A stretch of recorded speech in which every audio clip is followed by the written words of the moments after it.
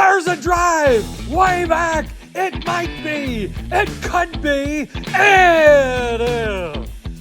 Holy cow. Welcome to another broadcast of Bricks Behind the Ivy. Here's your host, Jeff and Sean. Hey, Cub fans. Welcome back to another episode of Bricks Behind the Ivy. I am your host, Jeff Ragauskas, a.k.a. Candy Cubs. With me, as always, is co-host extraordinaire, Sean Hot Stove Cubbies Chapin. Sean, how are you doing today? I'm doing great. Your intros get better and better every day, Jeff. You know, I practice in front of the mirror, and my wife says it's ridiculous, but, you know, it's working for me, so thank you for noticing. Do you put a heart on the mirror, and then it says, I love Michael Bush? No, there's a picture of him there, though, and okay. with a heart, and, every day, before, it's like, you know how people do, the play, the champion? That's me, Yeah. Michael Bush's face. So, Okay. now that we've got the uncomfortable unpleasantries out of the way, if you are watching on video, you've probably noticed that there is another person with us today. Joining us from Bleacher Nation, we have Michael Cerami. Thank you so much, Mike, for joining us today. You know, I was going to comment that your intro was great. So I agree, Sean. That was pretty good. Oh, thanks. You know, I took a lot of notes listening to On the Wavelength with Brad all the time, and I felt like he was pretty solid. So it's like, this must be a thing. So I'm gonna I'm gonna get this really solid. Otherwise, no one's gonna listen, and maybe no one is listening right now. But we're hoping you're listening. So, Mike, we really appreciate you taking some time and hopping on the pod with us to talk about the Cubs. We kind of, when pitching this idea to you, had joked that we're looking at this as the 10% and 10% off the schedule. We're at 18 games now. And we were thinking at the time 16 out of 162, under 10%, 18 out of 162. You know, this is a math pod. We're not going to carry the one. We're not going to do the exact math, but we're around 10%. But before we kind of get into analysis of the team, just kind of give us a little bit of background. How did you become a Cub fan? What led you to Bleacher Nation and writing about the Cubs? And just start there. Sure, yeah. So I grew up in a family that was all Cubs fans. Like a lot of people, that's a lot of the same story. But for me, it was my grandma who was a big Cubs fan. She came over from Italy in the 40s and started to learn English by listening to the Cubs play and the announcer on the radio. And so that kind of got passed down. But I would say that wasn't really what the hook was for me. I grew up in a neighborhood that was isolated little neighborhood with 30 houses, but maybe 25 kids within 3 years of me in both directions. And we played baseball constantly. And they were all really big Cubs fans. And so they really got me into it just because my friend group was into it and they were all Cubs fans. And then 1998 happened and Sammy Sosa took over. For those watching, I got a signed Sosa jersey behind me. Took over my life. And but even then I was still kind of young. I was born in 91, so I was still only 7, 8. Those were my first formative Cubs memory years. Then 2003 is really when they sunk their hooks into me, especially probably because they lost and the way they lost. It's that carrot that dangles in front of you and you just wanted it, over and over. And that was the first moment for me where from then on, I knew I was I'm going to be watching all of the games now forever. As for Bleacher Nation, I actually went to school to do nothing close to this. And out of college, I went to U of I. Out of college, I was a consultant for a healthcare software company, and I traveled 100% of the time, Monday through Thursday. But I was a longtime Bleacher Nation reader and commenter and all that. And I saw that Brett, the founder, posted a help wanted ad for people who could write in the weekday evenings. Well, the weekday evenings for me were sitting alone in a hotel room in Connecticut or San Diego or wherever I was. So I had nothing else going on. And so I applied and I interviewed and I sent some samples in and I got a job as a part-time writer for Bleacher Nation, writing about the Cubs. Well, 2015 was a huge year. I really liked what I was doing. I had some other background in business, having worked for a consulting company, and Brett wanted some help. So I joined full-time from there, and I was the first full-time employee at Bleacher Nation. Eventually became sort of a co-partner with Brett, and we kind of just grew from there, where we expanded our Cubs coverage. We then went into Bears, Bulls, Blackhawks, everything we're doing now. So that's sort of how that progression went. It came out of nowhere. I was not a writer. I was a econ and poli sci major in college, so I wrote a ton of papers. That's like what we did. So I did write a lot, but it was not this type of writing, and this was not a dream of mine growing up or anything like that. I was just a huge Cubs fan. Then I saw this opportunity to get off the road and out of these stuffy offices and do something that I actually love and enjoy every day, and that's kind of how I got to where I am now. That's quite a journey, Michael. I mean, I can kind of relate to your falling in love with the game. You know, my dad and my grandparents listened to Pat and Ron on the radio, and and watched on TV on WGN and stuff. And I was like, I don't know if I really like baseball. But then the '98 home run chase, just Sammy Sosa, and watching Mark McGuire go at it, that was the most awesome point. And then right then I was like, oh my gosh, I'm a huge Cubs fan and dedicated so much to it. So we really appreciate, Jeff and I both do, everything that you guys do at Bleacher Nation. Yes. I go to your site more than I probably go to any other site, and that's during the workday. So sorry, work. No, But it's not. I mean, my lunch period. Yeah, I look at it exactly. at my lunch period. Kind of going back, or going to this Cubs team. I know it's only 10% into this to the season. What's your overall feel for this Cubs team? What are some of the strengths and weaknesses that you're seeing so far? What has really surprised you about this team? So here's a topic that I've been sort of wanting to bring up that I think doesn't really get a fair shake. And it's a little nuanced, so it ends up not making it into my writing often. But I see a lot of times people say like, "Oh, what happened to all that depth, starting pitching depth the Cubs are supposed to have?" And it's like, Mhm. people lament that as though it's going poorly, when in reality, what would any team do if they lost their ace, their number three, and then Kyle Hendricks, Right. whatever position you want to put him in, pitching terribly? This is the depth working, because you have your number 5, Jordan Wicks, your number 6, Javier Assad, your number 7, Ben Brown, all three pitching really well. And then Hayden Wesneski coming up and pitching well as well. So you're already at your 8th starting pitcher on your depth Yeah. chart.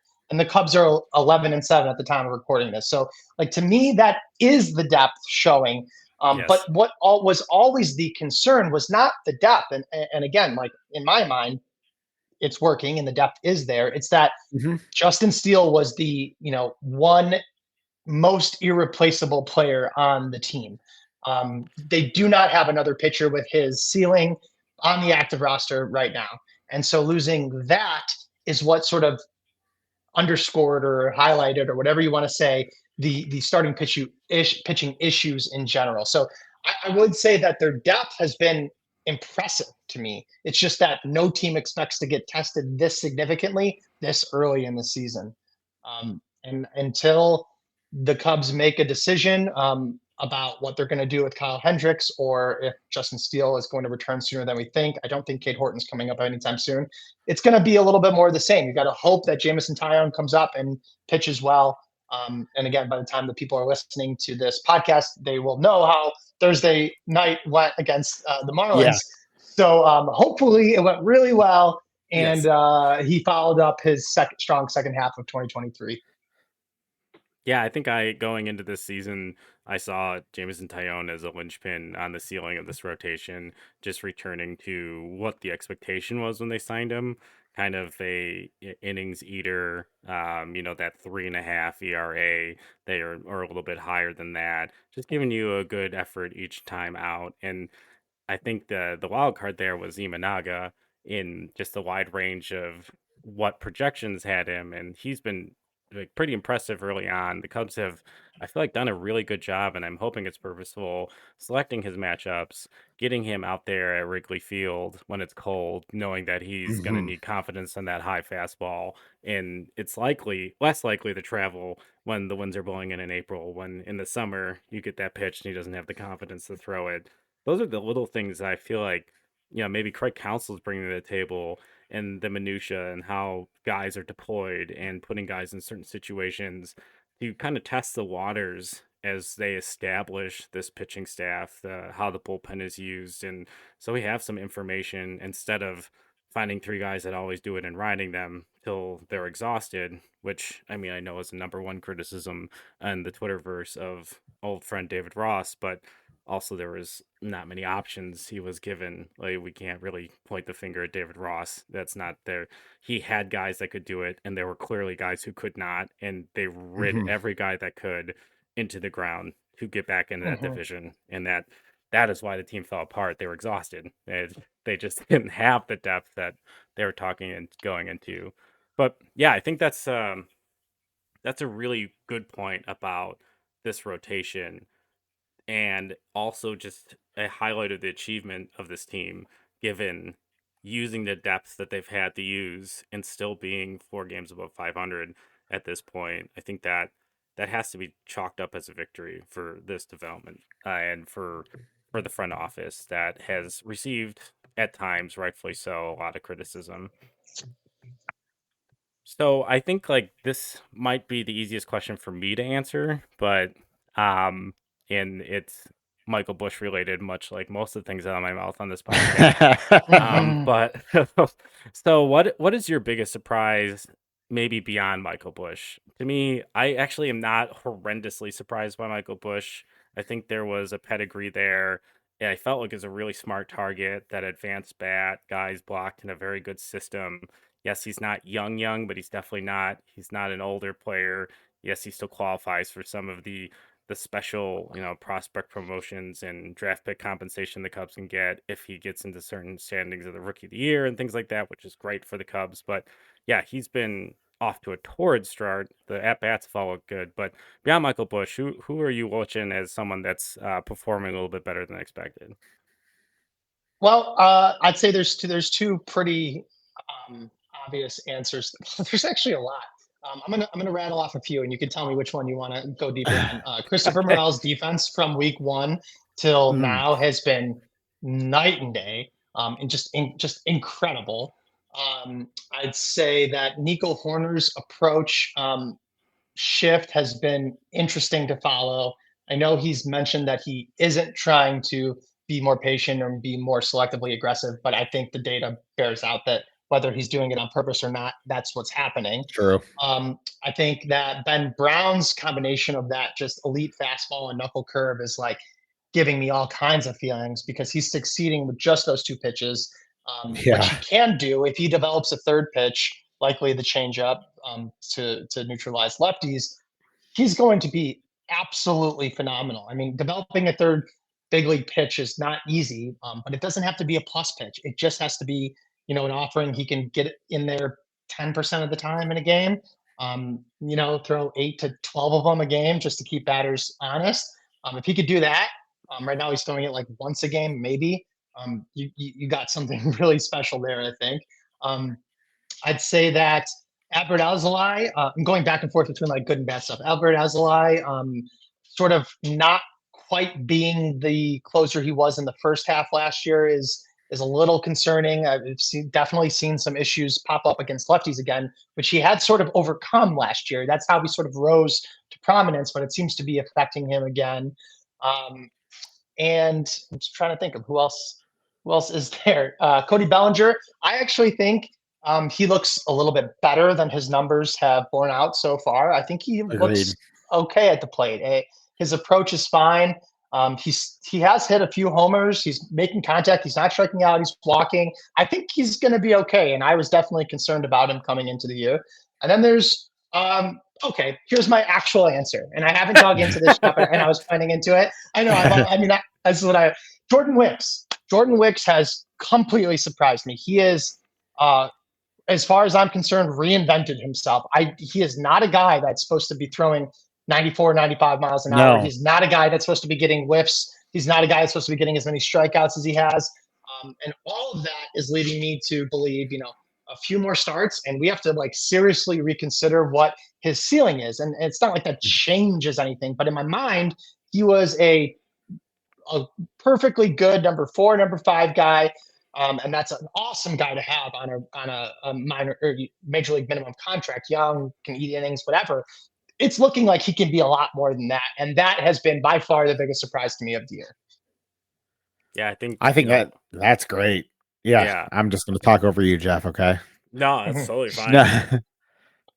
I think, yeah, I mean, we can get back into digging into Wicks because I think that's a really interesting topic. But yeah, I think he was sold to us as like Kyle Hendricks from the left side. Like this guy's Mhm. gonna have Exactly. a good changeup, and I mean, you had me at Kyle Hendricks. Like been watching this guy develop and been really interested what he could do. I believe he was an older college pitcher at like Kansas State when he was Yeah. drafted, and figured the timeline there for based on the age was pretty short, or expected to be short, and he'd be in the majors, and here we are. But yeah, the velocity has been there, and yeah, he has been the most whiffs in every start he's been at. He's led the game in whiffs by a pitcher. Mhm. He's been getting a lot of swing and miss.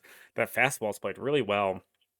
I would love to see length. I think that's like the next step is like finding a happy medium of when to pitch, because I don't know if it feels like he's chasing the strikeout, but he's getting strikeouts. So like that's great. But yeah, I'd like to get him to the 6th inning. Like I think that would be kind of the next step. But especially the one Yeah. that impressed me the most was that Dodgers start. Like that's not for a young guy who's kind of reestablishing his stuff in the majors, going against that lineup.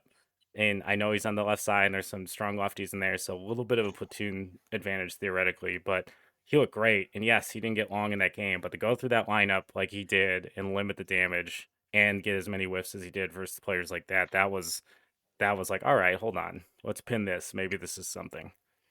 Yeah, well, and when the lefties are Freddie Freeman and Shohei Ohtani, Yes. they don't count. They don't count. Yeah. They don't exactly count. count as lefties. Yeah. But I would agree that length is something to look for next. But I would also say that if the situation wasn't ideal for him to come out yesterday, he might have gone 6th inning. He left the game with 1 out in the 5th at 74 pitches. And the only reason that he was pulled was because there was a pocket of righties coming up, and Hayden Wesneski was available and Yeah. on a starter schedule, ready to throw 4 innings. If all of those things didn't line up, it's very likely that Wicks, maybe he gives up a run, maybe he gets out of the inning, but he's heading into the 6th inning at 75 to 80 pitches. And then maybe or the 5th inning, or no, 6th inning, right? And maybe he gets another inning, and then he gets a 6th inning start right there. Right? You know what I mean? Like he was actually pretty efficient for how many strikeouts. I think he had 5 and 9 whiffs that he was getting yesterday. And so we were almost robbed of that, but in service of winning the game, which was absolutely the correct decision at the time. So that was circumstantial, but I do think we were about to see a little bit more efficient start from him there. Yeah, and I just think that, that elusive 6th inning for the Cubs starting rotation, that's eventually going to break through for most of the pitchers on the staff. But, for the most part, Craig Counsell has played his hand pretty well with managing the bullpen and the rotation. And I give him a lot of credit to giving Kyle some slack. I know it doesn't always play out well, in the box score, but you got to give that guy a little bit of slack. I mean, he's the last member of the 2016 team. He's a great teammate. You can't give up on him now. So I kind of wanted to touch on that a little bit with Kyle Hendricks.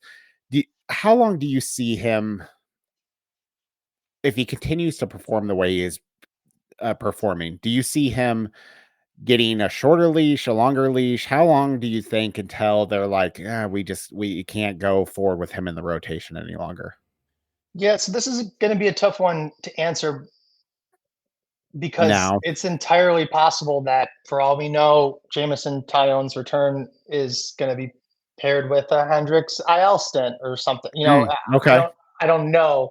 I don't think that's what's going to happen. It doesn't sound like that's what Tommy Hottovy said. But he said, we think he's going to work his way out of it. And I will say that the one saving grace for Hendricks is, aside from the fact that he's smart and a hard worker and maybe he just gets himself out of it, and he's pitched against three really tough teams, or four, is that he actually still has like shockingly good like underlying metrics, like his average exit velocity, his ground ball rate, his barrel rate. They're all good. It doesn't matter. It doesn't matter that Vindication. Sorry. it doesn't. But I'm not, and I'm the number one person to like be like, listen, those stats will bear fruit, right? Like, I don't think that's necessarily the case because by categorically, Kyle Hendricks was already the type of pitcher for whom the margin of error was thin, and he was just so good at staying on top of his game that it didn't often play out to the negative. If he's not on top of his game, that margin for error that was already really thin becomes razor thin, and then you see what happens. It's like this is the risk inherent in this sort of pitcher, so you can't lean on the advanced metrics quite as much as you would for some other pitcher who's got other things going for him, because Kyle Hendricks doesn't have those other things going for him.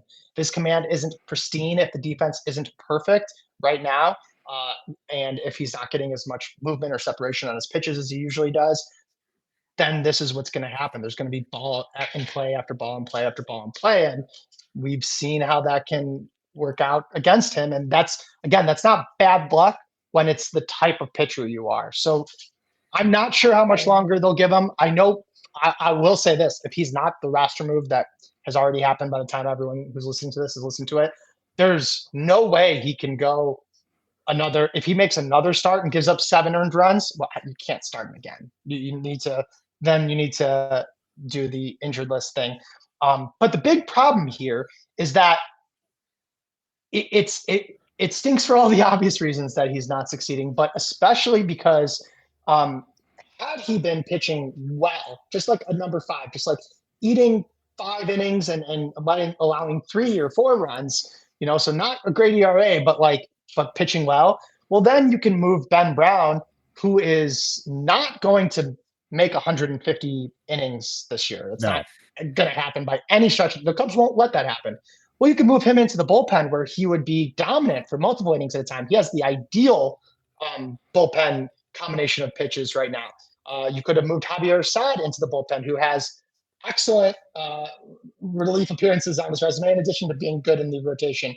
And that would then kill 2 birds with 1 stone. When Steele and Tyon come back, you get two more guys in the rotation that are better theoretically than your 6th and 7th starter, and 2 guys in the bullpen that are certainly better than your 7th and 8th reliever.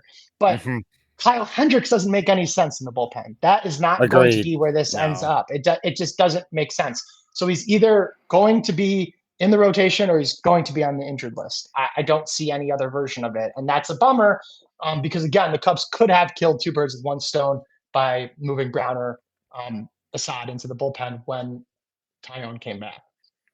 Yeah, I think, this is a Kyle Hendricks pod.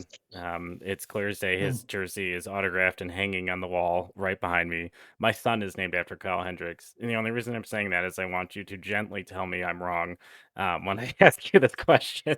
But I've been looking at the underlying metrics a lot because I'm a fan and trying to be more analytical when it comes to the game and trying not to let the heart lead the brain. But there is some interesting things in regards to his velocity and horizontal movement on his pitches that are not significantly, but higher than career norms, higher than last year.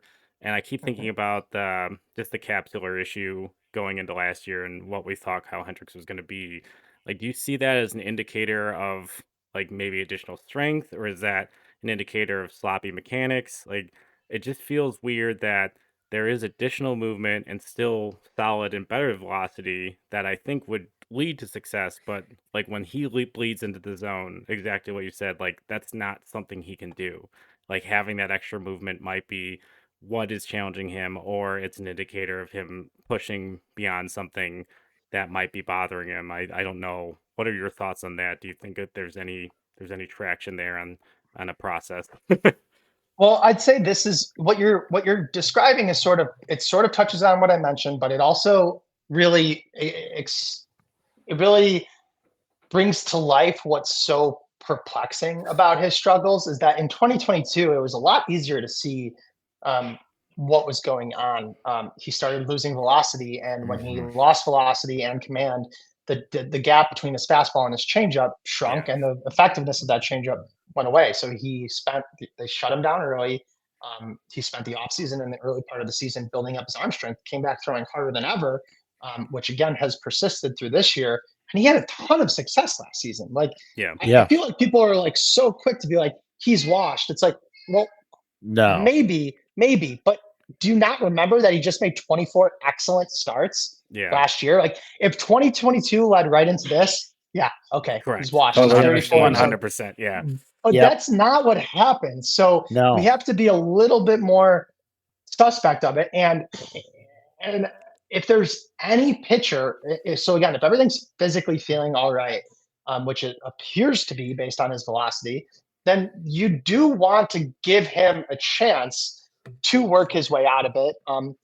But I would contend that a Wrigley Field start against the Miami Marlins, who are one of the worst teams in baseball and are not particularly strong against right-handed pitchers, is like a pretty good, well, let's see what you got Yeah. then kind of moment. You know what I mean? Because I have at times throughout my career, I had swung too far in the direction of ignoring the actual results. Like, I'm an advanced analytics guy, I'm a stats guy, I like the numbers and I trust them. But this is also like there's a lot to this game that you just have to see. And right now, Kyle Hendricks is getting rocked. He's getting absolutely torched. You can't just like hand wave it away because of this metric or that metric. I mean, those things are part of the conversation and they can help balance us out. And it's why I'm not here today to say he's absolutely cooked. If he didn't have all of those other things going for him, I would, but he does. So it's a balance, and it's like, let's see, okay, but at a certain point, you do need to get results, or there is somebody else that we need to at least try. But again, like I said just a few moments ago, I'm willing to let him keep going because if there's anybody that can work their way out of it while feeling good, it's him. He'll For identify what sure. is wrong and he'll be able to execute a game plan better than honestly almost any pitcher in baseball, probably. But on top of that, he doesn't make sense anywhere but the rotation. So you have to try. And then when that is no longer an option, okay, well, you see where you're at. But I'm sure he's a team player and would accept a sort of phantom IL stint, so to speak. But the Cubs are not exactly in a position to just be casting aside starters. And it's not like they have a No. lot of other options. They just signed Julio Teheran because they didn't have anybody else to Yeah. backfill in Iowa. I mean, like, Yeah.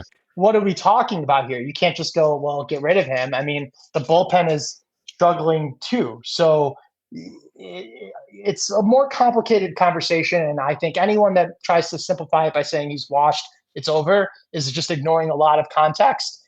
Agreed.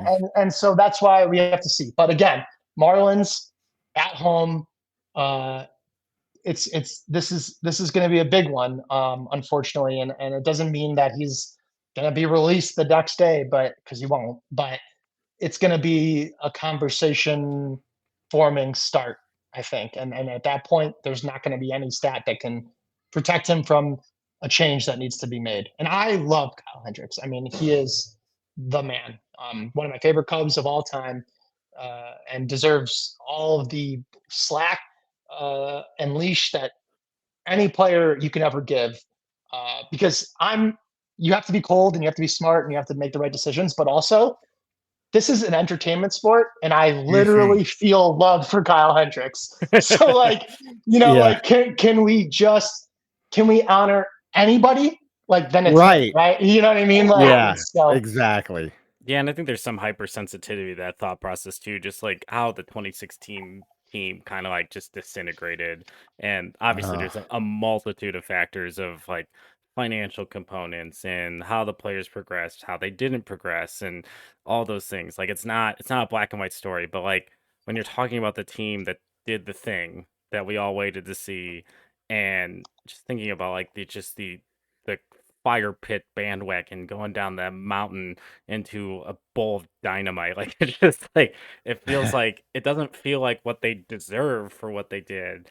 Like just even saying Joe Madden in a baseball conversation brings different feelings for people now than like the guy was a god. Like he was a shot and a beer for Yeah. everyone here, like just the Guinness Mhm. can and all that, and the shirts with the glasses. Like it was so different. Like this is not the time or the place to like have that rehire. It's just, but like Kyle Hendricks is the last player from that team, and yeah, and like he started Game 6 in the LCS. He started Game 7 in the World Series. So like a lot of attachment there. I feel the same literal love for the human being. I named my kid, for Christ's sake, after him. Like Mhm. my son's a World Series baby, and yeah, like watching him pitch in an era of high velocity is been special. Like just watch like him outsmart lineups like with what he has, and that is just the next wave in baseball is like what he can do is trying to figure out how to teach it. And I don't know if that's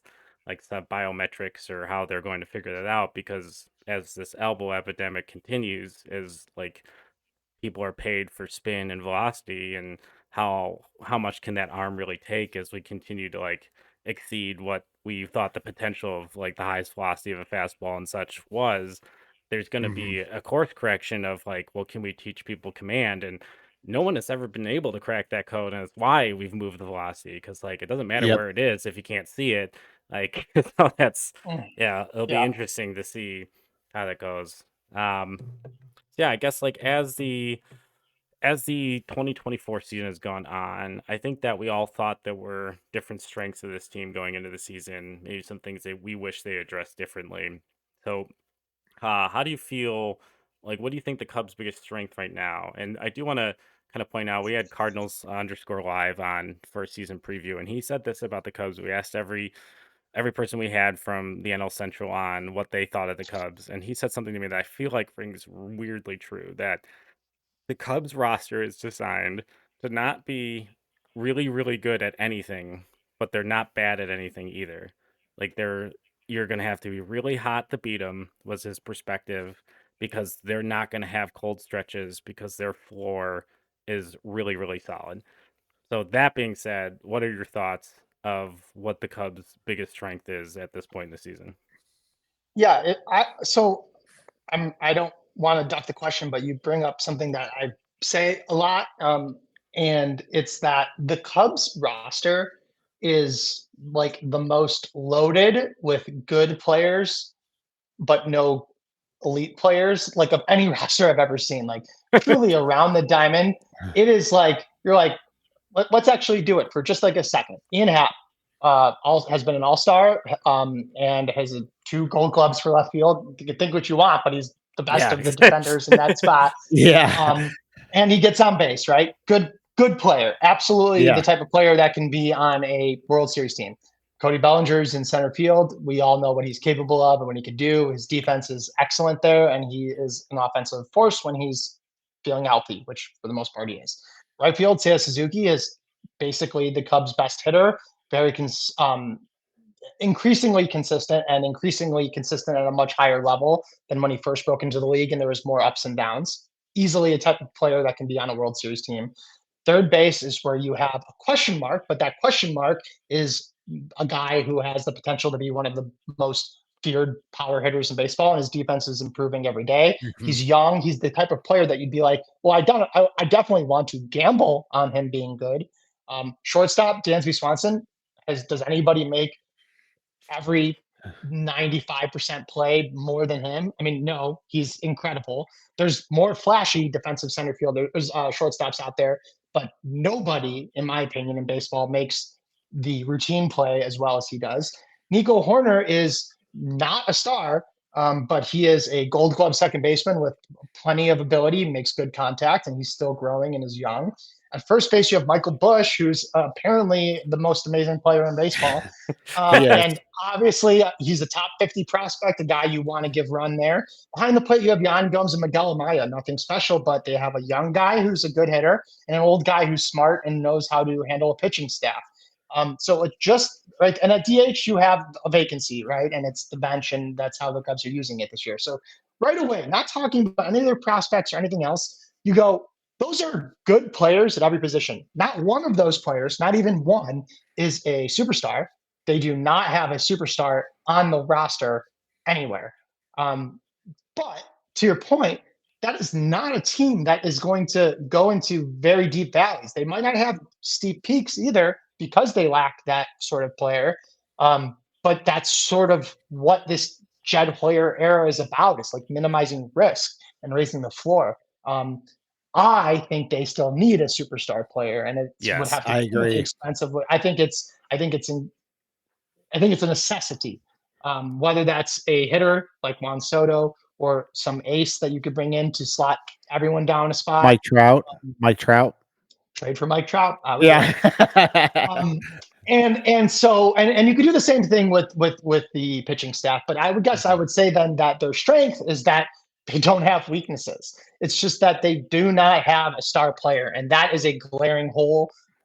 Long term, it likely leads to routinely winning the NL Central, and then the playoffs are a crapshoot because it's baseball, and the Yeah. Diamondbacks made it to the World Series.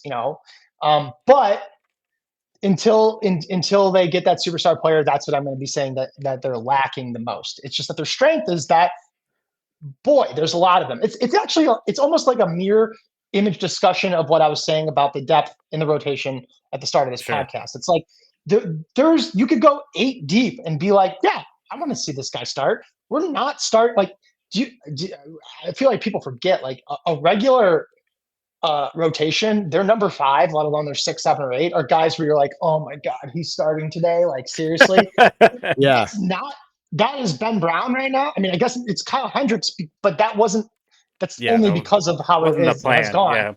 Yeah. Yeah. So like, that is incredible. It's just that there's no ace. There's no ace on the roster. Justin Steele like can be, but I think we all know he's not quite at that tip top elite top 5 pitcher in baseball tier. He's a very, very, very good pitcher, and in a tier of his own on the Cubs. But so that's what they're missing. But it's also their strength. So it's a very strange team. It feels very Jed Hoyer-y to set his team up that way, frankly, because mitigating risks seems to be like one of his calling cards or one of the things that calls to him.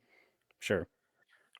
One of the things that I see really elevating this roster is the Craig Counsell effect, is how we refer to it. What's your feeling on Craig Counsell so far? I know we're only 10% into the season, but a lot of folks have some opinions, especially on X. What's your feeling of him so far? Those thoughts, things that possibly he could do better, or things that you really like seeing from him as a manager? Sure. So I'll say a couple things. One of the things I really liked, what I really like, and I think will keep going until, ideally Pete Crow Armstrong starts hitting in Iowa, gets called up, pushes Bellinger to first base, and Michael Busch to DH or whatever, is how he's used the DH role. He's been really aggressive in subbing out Happ and Suzuki and Bellinger, and utilizing half day offs to get people rest. And it's one of those things that you might not know how much of an impact it had until you get to the end of the season and you go like, wow, Ian Happ started 158 games. How did that happen? Well, because he started 20 games at DH instead of 5, or whatever it ends up being. And I think he's really used that well. I think the last couple days of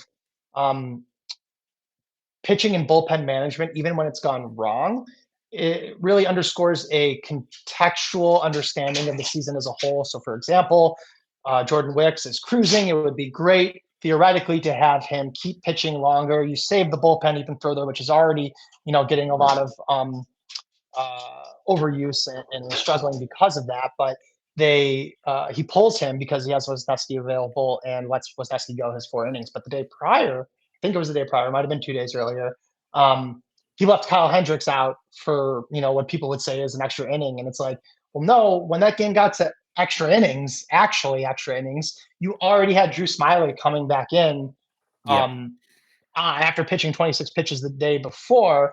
So can you imagine where they would have been had they not left Hendricks in?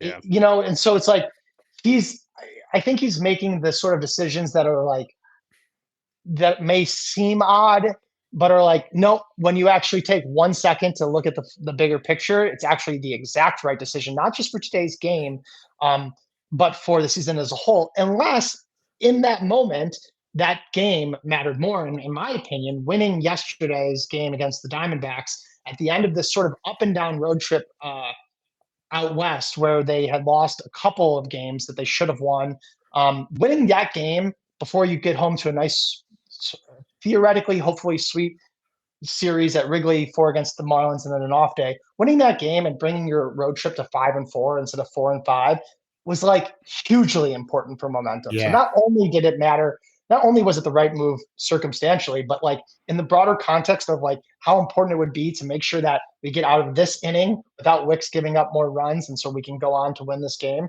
That was important. That was a huge move. So he seems to have a good sense of the big picture, which we knew he would, and I do think on a even on a granular level, his use of the DH spot has been inspired, and not just sticking Garrett Cooper there every day, or just sticking Mike Hoffman there every day, or just sticking Nick Magical there every day, which would have been easy and fine and justifiable. It was the right thing to do, and hopefully it ends up playing out at the end of the season. Yeah, I think I've been really impressed with different decisions he's made in exactly the same context. He's had like the bullpen management, how he's deployed different things, early use of the DH for like quasi rest days. I've really enjoyed that, especially with last year's, kind of in collapse, obviously down the stretch. Like it feels like getting some of these guys a rest here and there, but still keeping them in the lineup, understanding what they bring to the lineup has been really strong.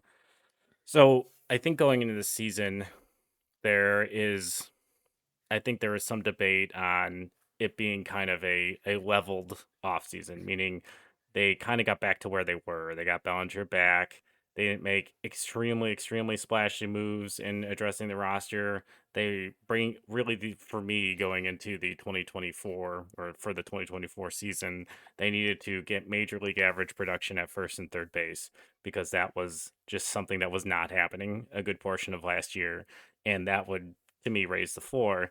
And I think, we had delusions of grandeur and with some of the free agents and whether or not people were going to, Toronto or whatever the hell was going on this offseason, that like the Cubs were in these conversations for, you wish like in a trade conversation for Soto, or like had really been negotiating really hard with Shohei Ohtani, and something I wouldn't bet on now. Cue the symbols, but ultimately, they are what they are. Do you think this team, based on how they've started the season, have raised your expectations of what they can do this year, or are they kind of still where you thought they were? Oh no, I think they've absolutely raised my expectations. Let's talk about it two ways. So one, they've withstood losing their ace, their number 3, their third most important reliever, and now the right fielder, and they're 11-7. So 11-7 is a good record, and it's come against some really good teams. So that is a good sign, and it's a good cushion to start the year. But more importantly, if you look at the Cubs' schedule, and it stays hard for another month and a half, 2 months, but the Yeah. second half is a lot lighter than the first half. And so if they got through May, or at 500, I'd be feeling great because of what was ahead of them still. If they are ahead there, well, then they're sitting even prettier.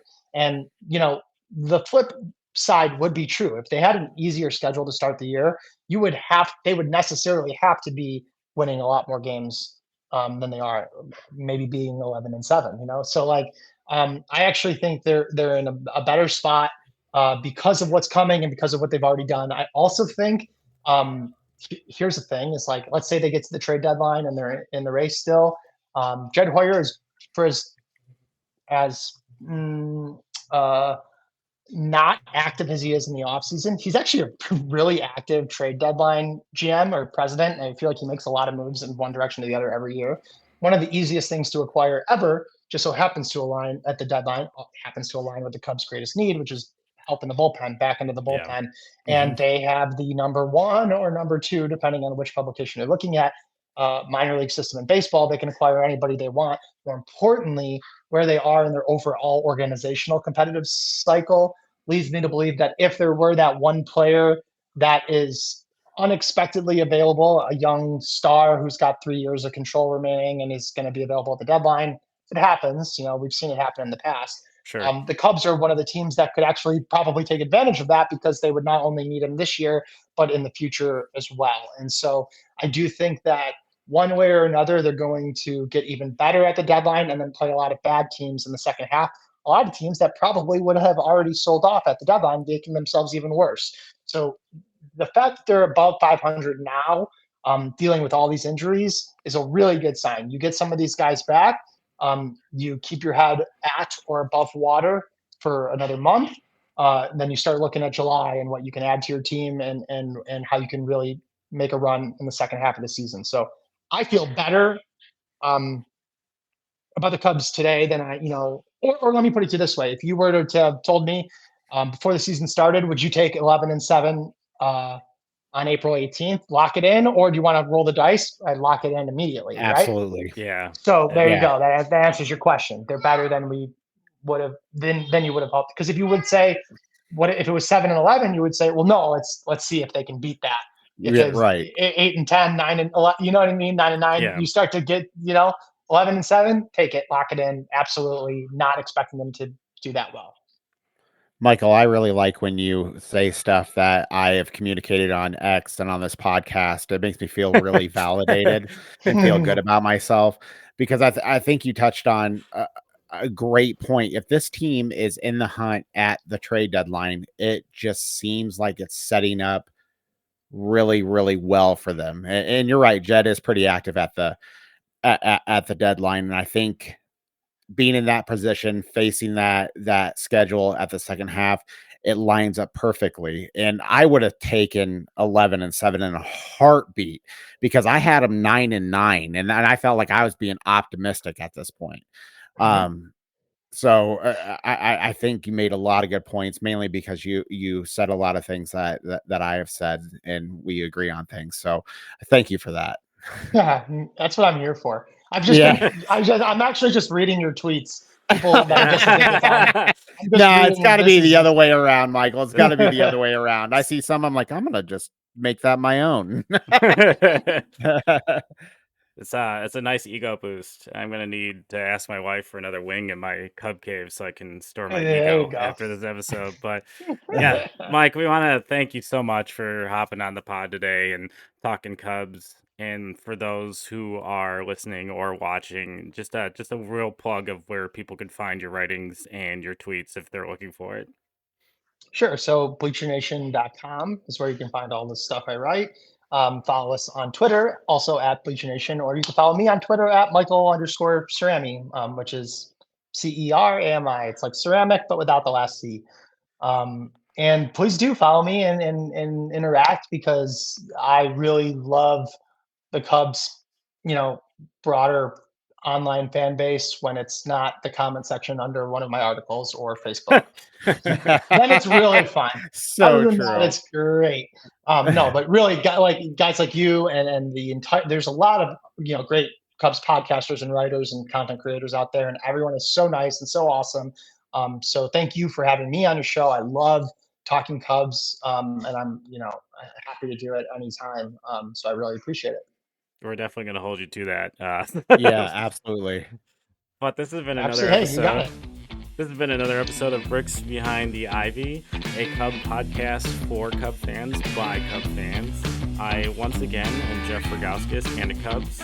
With me, as always, is co-host extraordinaire Sean Chapin. Sean, any last thoughts before we let the nice people go? I just want to thank Michael again, and I'm on Bleacher Nation as we speak. There we go. That's I feel like that's the inception moment of being inside the website with the website. And great movie, by the way. But anyway, thanks again for listening. We'll catch you guys next week. Well, that's going to do it from here, from Bricks Behind the Ivy. This is Harry Carey. We know you've enjoyed the broadcast and the outcome. Be sure to share, like, and subscribe to this wonderful broadcast that they've done and the podcast going forward. Be sure to also check us out on YouTube and Instagram and whatever else is out there on the airwave. And we want to thank Jeff and Sean for putting this all together and keeping us all Cub fan entertained with their knowledge. You know, I also love to always say that Jeff's last name spelled backwards is sick as cigar. And Sean's is Nipak. My oh my, it never gets old. Well, that's gonna do it from here. So from all of us here at Bricks Behind the Ivy, this is Harry Carey saying, go Cubs, holy cow, and so long, everybody.